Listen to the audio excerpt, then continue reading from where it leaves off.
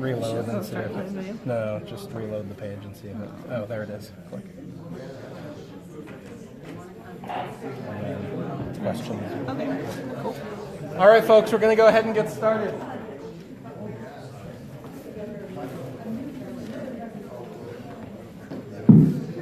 And we have a microphone for a change. So we're going to go ahead and get started, everyone.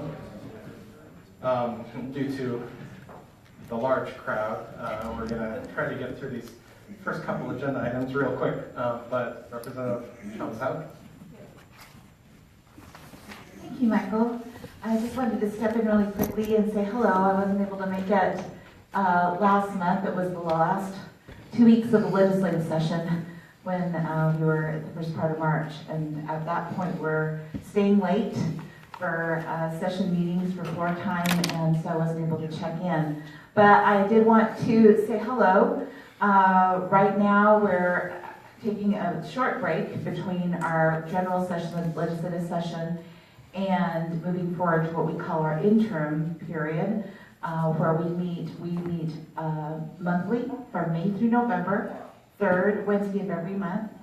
So if you want to follow the work that we're going to be doing in subsequent sessions as the legislature, it's kind of good to check in to see what agenda items are being studied in the various committees of the legislature during interim.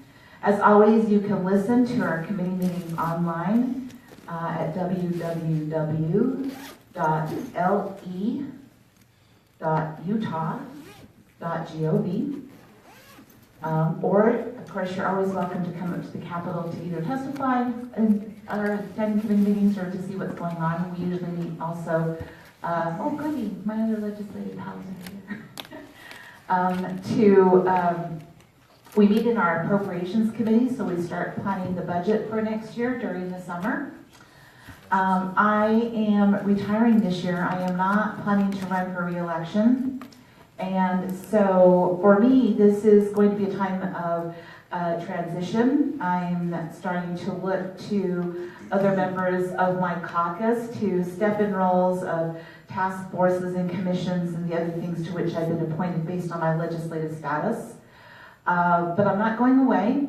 I'm just moving into a new frame of doing advocacy and policy work. One of the things that I'm proud of is that I was recently appointed by Mayor Biskupski to serve on the city's Human Rights Commission. So I'm going to be stepping into that role there. And part of what I hope to achieve there is attention to the 2020 census.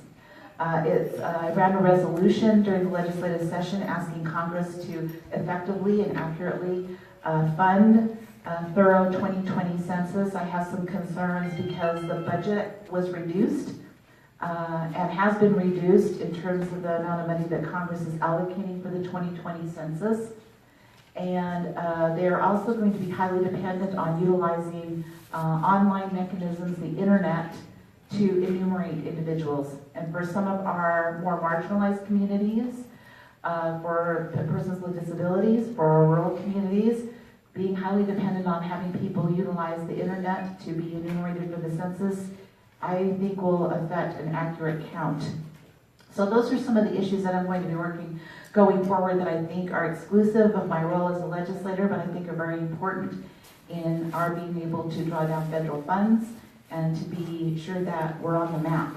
Our transportation funds, economic development funds, school lunch funds, Medicaid and Medicare apportionment, criminal justice funding that we get from the feds, a lot of that is dependent on an accurate census count. So that's kind of one of my new passions is to making sure that we as Salt Lake City and as Utah are counted effectively. But if you do have issues that you would like to bring forward for our consideration in the legislature, by all means, you can contact Representative Romero here, or feel free to still contact me. My phone number and legislative email are on that website that I just shared with you. And I'm happy to get things rolling and hand them off to whoever takes my place or somebody else in our caucus. My term doesn't end until December 31st of this year, so I am still the legislator that's representing House District 24, and I will fill the rest of my term out and continue to be your representative until that day. So anyway, and then I'll pass the mic over to Representative Romero. I'm not sure what Representative Chappell covered, but I don't want to repeat. We're going into interim, and we might be going into special session, and maybe not. But I didn't talk about any yeah, I know. So just what she mentioned, if you have concerns or you want to look at writing legislation for this upcoming session, this would be the time to approach us now, because this is when we have our downtime. A lot of people want to approach us right before the session's going to start, and we're gearing up for the session, so it's kind of hard to be able to draft legislation and do what we need to do. So if you have an issue, you have a concern, come pull us. We'll be here until the end of the meeting. Pull us aside, and we can kind of start having those conversations right now. And Inland Port, that might be coming up as a special session. We don't know. That really falls on the speaker. He kind of controls that conversation right now. Governor can say what he wants to say, Senate can say what they want to say, but if the speaker and the majority aren't willing to play ball, then there's nothing's going to happen. And that's pretty much all I have to say. And I will apologize in advance. I'll probably leave before the end of the meeting to head up to the Avenues Community Council. Thank you. Thanks, Martha. Thank you. All right, Derek, really quickly, is there anything you want to talk about? Do you have a full agenda? Pretty full. Not much. Okay, thank you for coming. Appreciate that. All right, we'll go into the mayor's panel portion of our meeting if those participants want to join.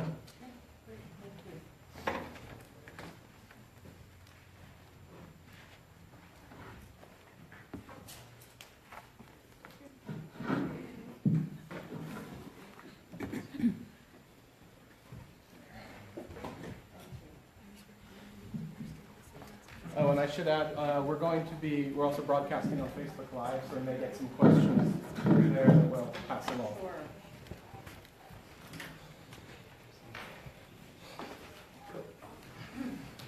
All right. Well, thank you for being here tonight and spending some time with us.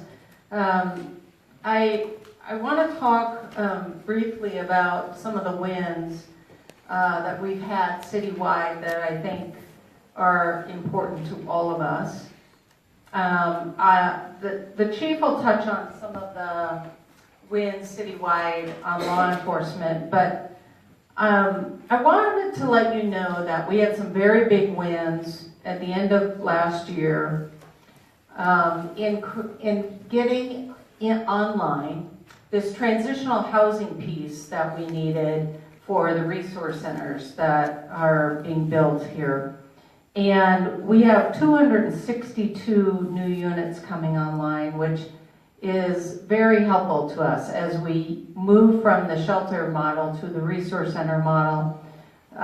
We will need to be able to move people from that step to a supportive housing unit, and then from that space they would move to more of an independent housing unit. So very critical piece of the pie that required tax credits, and we were very fortunate to get tax credits on several of our projects to make that happen, and so that's a big win for us.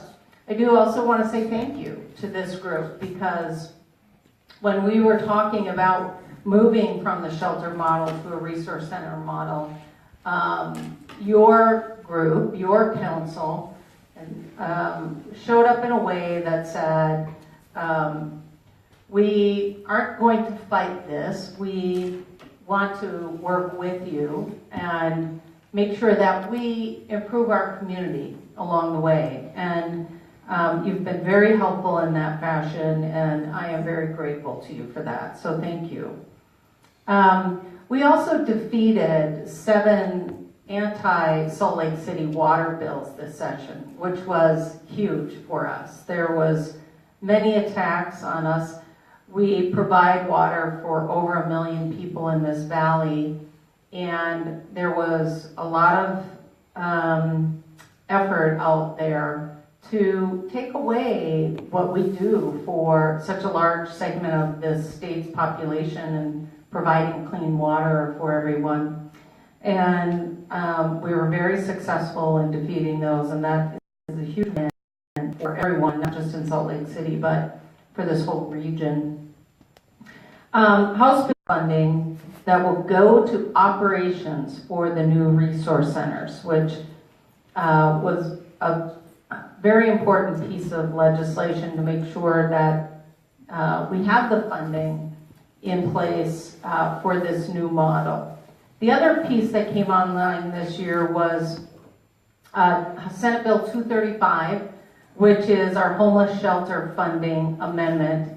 That bill was run by Senator Davis, and that creates a fund of approximately $5 million. It is collected from the population portion of the local option sales tax from all cities and towns that do not have homeless resource centers. So the cities that host the resource centers are exempt from the fee. Host cities are eligible to apply for grants from this fund that will help us mitigate some of our costs that we incur through emergency response services. So very excited about that bill coming online to help us with some of the additional expenses we incur because of services being provided in our city. And then we'll go back to the chief real quick on an update on crime reduction, and then we'll go from there. You bet. Thank you for being here, and thank you for allowing us to be on your agenda. Crime reduction. The good news is we just got the numbers out today. Look, citywide, our Part 1 crimes, those are the most serious crimes that are tracked across the country. Every city tracks them in the same crimes. We are down this year 26.3%. That's amazing. I mean, under Mayor Biskupski's leadership as mayor, the first year we were down 8%. Last year, just over 6%. We're continuing now at 26%. That's, I mean, I don't know anywhere else in the country that's seeing that. So, Mayor, what are you doing? Well, I won't take credit for that. That really is a collaborative effort going on. It also is in your hands as well, with you being so engaged and providing information to us that helps us mitigate crime. And so this is really a team effort, and really we've created that City Source app, which has increased awareness, which provides tips to us, which provides new activity, which really, I mean, the collaboration that is happening is a big deal and part of how we are achieving such great success in reducing crime. We know we still have crime, and we know it's personal, and we know that we haven't solved this, but we are making progress, and I do want you to know that. And we are very focused on this and partnering with community councils and the community as a whole in bringing crime down. Is there anything else you want to? Yeah. Do you want me to go into kind of our need for officers and where we're going with that, or do you want to wait for that? We're just covering wins. Do you have anything else on wins right now? I'll tell you what, WIN citywide, the work that we're doing with our CCC and our social workers several years ago, through the support of Mayor Biskupski and the forward-thinking, progressive thought that we cannot arrest our way out of the problems that we're seeing in the city. I mean, we've tried for years. Look, I've been doing this since 1991. We have gone down to Pioneer Park and arrested hundreds, if not thousands, of individuals, and we put them in jail. Not only did we put them in jail, we took out our laser guns and we shot the Orthodox Church, and we enhanced those to second-degree felonies. We tagged individuals with second-degree felonies that were addicted to drugs. You cannot shake a second-degree felony and try to be a productive member of society. So sadly, we picked the least effective and most it costs the most for treatment by putting people in jail. Through our social workers in the CCC, I know there was a lot of criticism. Councilmember Kitchen's here. You remember they were saying, hey, really, Chief, social workers? And there were those critics that scoffed and said, what are you talking about? And they won't come. Well, I'll tell you, they came, and they came by the thousands. They came in for help. And it's been a model that has been looked at across the country as the cutting edge of what we're doing here in Salt Lake City. So my hat's off to everybody that's participated in that. Chief Lee, I know your team has been involved. And going back to what the mayor said, this takes a team effort. We can't do this alone, so thank you very much. A couple other wins I wanted to quick cover that I didn't mention. One is we were able to reduce the number of days fireworks will be discharged. We have a lot of complaints that come into the city about the number of days that fireworks are allowed, and that number has been reduced. Could it be reduced more? Probably. But we did have some success in getting that reduced. The other thing that I think is big is Senate Bill 141, electric energy amendments. That extends for 2 years the rooftop solar tax credit and reductions in the phase out to 2024. So that Rocky Mountain Power net metering program will end in 2036. So that is a bit of a win as well and helpful. I think those were some of the other ones that I thought were pretty important. Does anyone have any questions about the wins or anything you wanted to ask about? Okay, all right. Oh, sorry. I have a question about the shelters. I'm just a little concerned about the timeline since we've got the road home closing in, is it July 2019? Yeah, legislatively, the legislature has a closure date of June 30th, I believe it is. Okay. And are we still confident that the new shelters will be up and running by then?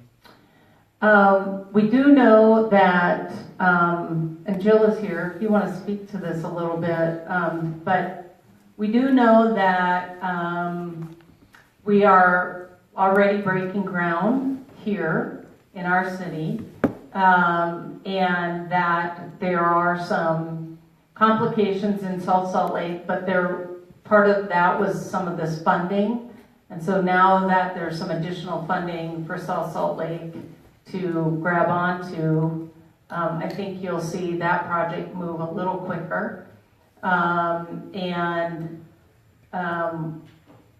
Nobody's confident right at this very moment that everything will be in place, right? But we are still all heading toward that deadline and trying to meet that deadline. I think the legislative session time will be very telling as to whether that closure date should be moved back. And so we will be focused on that, making sure that as a city, that if we need to push for a different closure date, that we are prepared to move for that. Okay. All right. So one of the other things that we wanted to make sure we covered today was sales tax and bond. So over the last 2 years, the city has been working very diligently to get some master plans completed. So now we have a transit master plan. We have growing SLC, which is our housing plan. We have our clean air plan, which is called Climate Positive 2040. And we completed the public safety strategies plan. So all of these plans have been completed, and now what we're doing is coming to this community and saying, we have done our homework. We've been out, we've looked at, we spent all last year, we had a vehicle running around the city and assessing every street in our community and where it's at, and we know what our road needs are. We know which roads are rated as good or very good. We know which roads are rated poor or very poor. We know which ones are completely failed, where they really have to be completely replaced. We have a complete list of needs as far as our streets go, We know the kind of housing we need. We know our deficit in affordable housing. And we also have our plan to clear our air. And we are coming to you as a community and asking you for support to implement these plans and these strategies and bring to fruition the clean air that we are planning for, to bring into your community the kind of public safety that you would like to see, and to help us move to a transit plan that helps everyone get around this community so that job opportunities aren't out of reach, or so that people can have the same opportunities to be successful. So we have worked very hard over the last 2 years, and we're here to answer questions for you. One of the things that has come up as we have been working through this is if we go ahead with a tax increase and draw down funds from everyone who comes into our city to use our services, who is tearing up our roads, who is part of the problem, that is a win, right? We want everyone to contribute who is a user, and that's why the sales tax piece is at the table, is because we want everyone who is benefiting from Salt Lake City services to pay into what it costs to provide those services. The bond opportunity is very unique. We have a bond that's retiring, and what we are saying is, will you bond again? If you do, your property tax will go up about $5 per year to pay for about $87 million bond. That bond is purely for infrastructure. It has to go to infrastructure, and we need that injection into our needs. Our needs are well over $200 million in infrastructure needs. And that assessment is significant. And what we have done is created a strategy between the one-time funding and then the ongoing to help us get somewhat to a place where we're not always playing catch up, but we're in a position where over the next 10 years we can accomplish getting our infrastructure in a place that serves us all well. So that is kind of the goal, the intention of what we're doing, and we are coming to you and saying, what are your thoughts around that? What are your questions? And give us an opportunity to answer those. So if we can take some questions now around that, I'd be happy to do that. Any questions? Go ahead. Yeah, you mentioned a number of master plans that have been recently adopted. There's one that has also been recently adopted, which you didn't mention, and that's the bike and pedestrian master plan. That seems uniquely tied into, if we're looking to bond for infrastructure improvements related to, repaving roads, and everything else, to also include bike and pedestrian infrastructure consistent with our also recently adopted Complete Streets ordinance. How committed, when we're looking at this, are we looking at just, bonding to improve roads for cars, or are we looking more holistic? Oh, yeah, no. It would be holistic for sure. Okay. We have to do that work to achieve our clean air goals. To really come to fruition, the climate positive 2040 reality is we have to make sure we are doing this Complete Streets model. And as we do our roads, that's part of the work that will get done. It's in the ordinance. Yeah, right. You mentioned the bond, reissuing a bond would give the city about $87 million for upfront capital. How much has the city been spending on infrastructure, and how much will the new tax add to that Or will it add to that expenditures on an ongoing basis?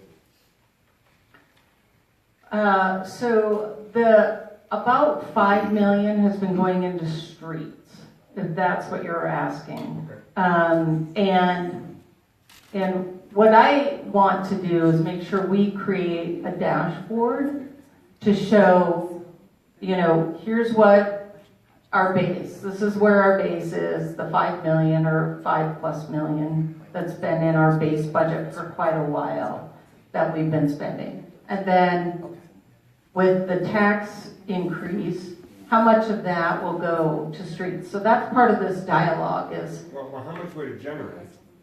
yeah, so the tax would generate about 35 million annually, you know, depending on when we do this. If we do it this year, depending on when we do it, that number would obviously decrease. So 35 million a year about for the tax. And then the 87 million one-time money, you know, that gives us, you know, tremendous opportunity to look at some of the significant projects that need to come underway. You may have mentioned this, and I don't know if I missed it, but it might be worthwhile to talk about the deferred maintenance costs that we currently have, the $200 million number. Yeah, so I mentioned earlier how we have about a $200 million need, and we have a 10-year plan that Director Reber has kind of structured out with his team on how we can utilize these funds to get to a place where we're not drowning like we are today with a $200 million problem, right? So I think that's a big piece of this, is trying to help everyone understand really how bad the problem is, and then are we willing to spend 5 cents additional on every $10 we spend to help with that need, right? To help with affordable housing, to help with public safety, and to help us with our transit master plan and our complete streets plan, you know, so those are big things.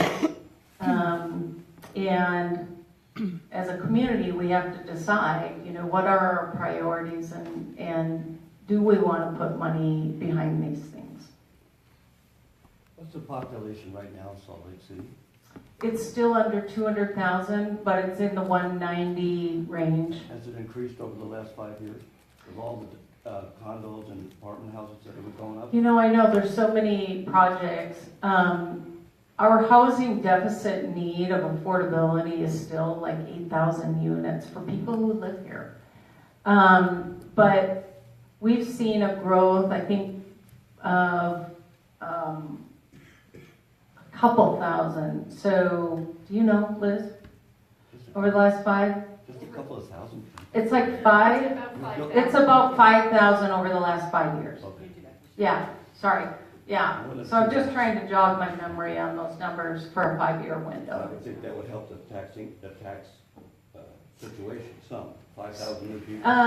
Yeah, there is some, for sure, but it's not enough to catch up with a $200 million deficit. Why are we catching up? Why wasn't the maintenance Yeah, kept up? you know, I wasn't there. I mean, I don't really know how to answer Go that. back to Rocky? We have not, when you look historically at the $5 million a year problem, it's pretty extensive. And things just got ignored, and I would think so. yeah. I would also, it's important to note that the recession had a real impact on our budget. And so we made serious cuts to our streets budget back in 2008, 2009. And we have an increase. The economy improved. For sure, and it hasn't increased with the growth of the economy, but that was really where it's rooted. Thank you. Go ahead. Yeah, can you just speak a little bit about Northwest Quadrant? Sure. And specifically, what can we do going forward? So we asked the governor for a veto, and we did not get that what he did give us is opportunity for a special session, and he put in writing kind of the 4 key issues that he felt needed to be addressed during a special session. And obviously the 2 big ones were our taxing authority and our land use authority that got swept up in this bill. And there is a lot of work that needs to be done between now and the special session to make sure that as a community that our authority is coming back to the city.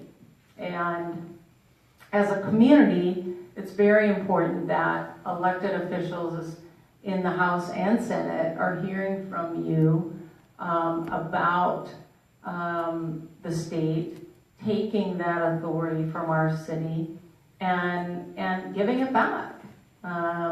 That is something unprecedented, and it certainly doesn't serve our community well. There is about 20,000 acres of Salt Lake City property that has been taken and put into a boundary that that taxing authority and that land use authority would have control, would be controlled by an unelected body. And that body is made up of an array of people that are appointed by the state and really not held accountable. If we make a land use decision under this new law and they don't like it, that body can just say, we don't agree with your decision, and override it. And all they have to do is claim that it's in the best interest of the inland port, kind of thing. So the governor had the same concerns we did, that a process for any sort of appeal needs to be something that makes a little more sense.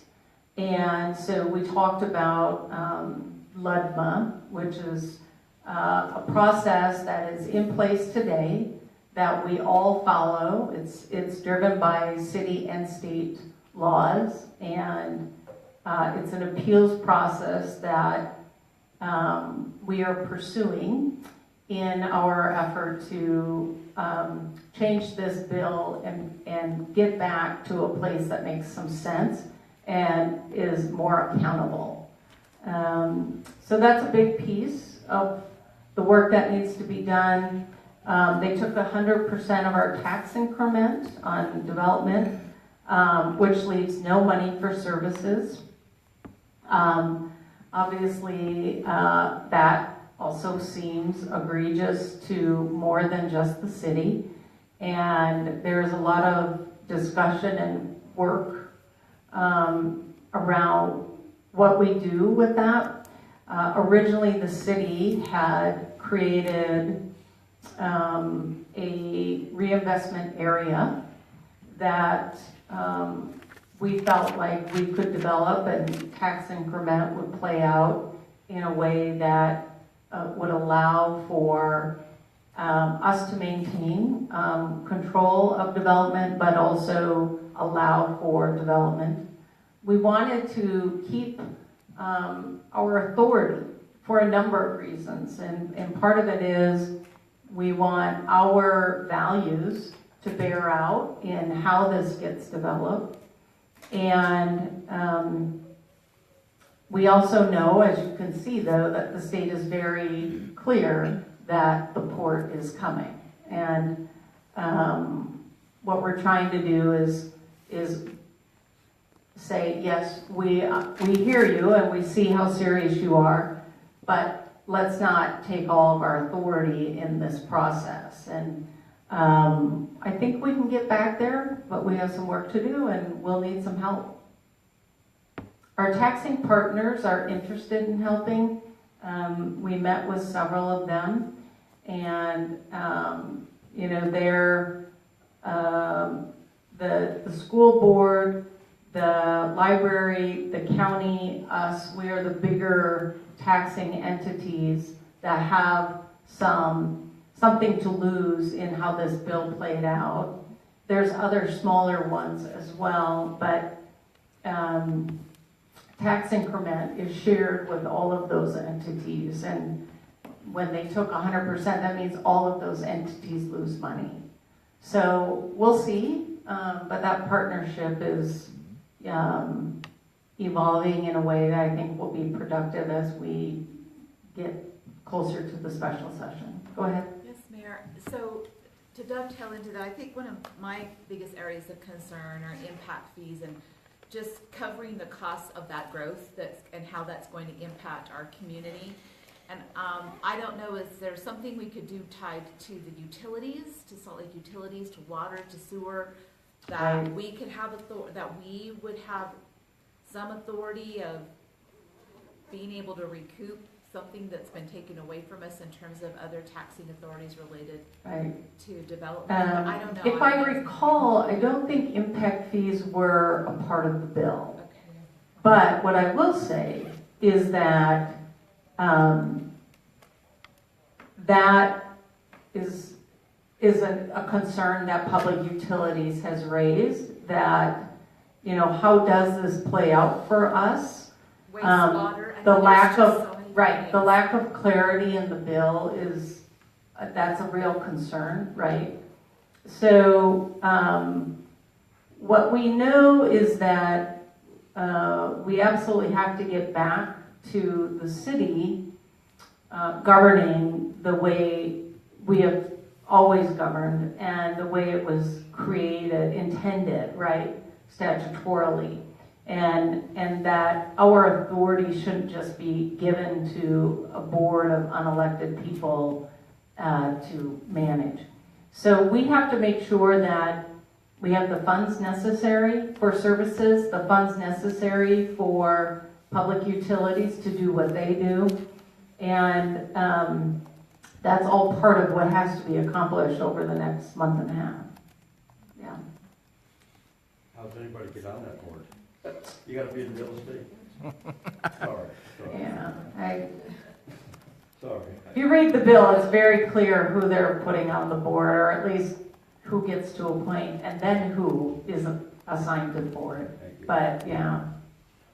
So I want to turn a little time over to some of my colleagues here. Liz, do you want to talk about some of the open house processes that we're doing and how you can weigh in on the tax and the bond?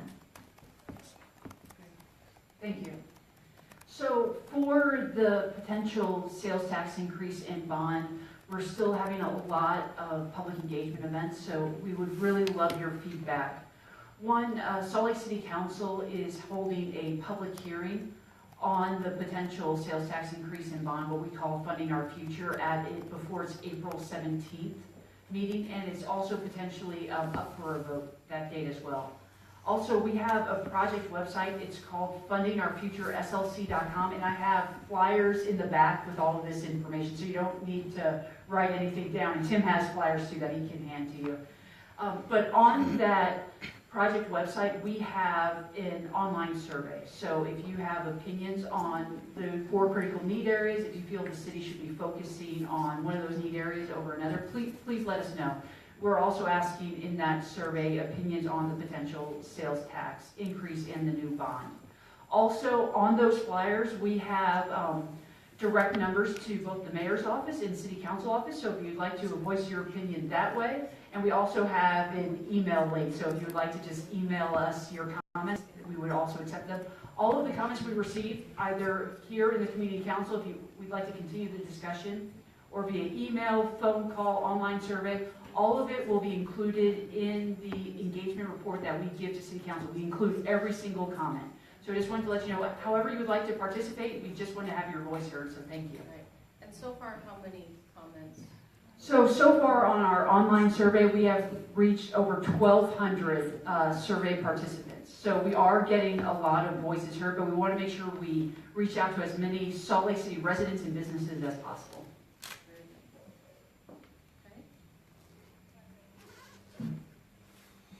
Any other questions? We don't have anything online that hasn't been covered, so, Okay. okay.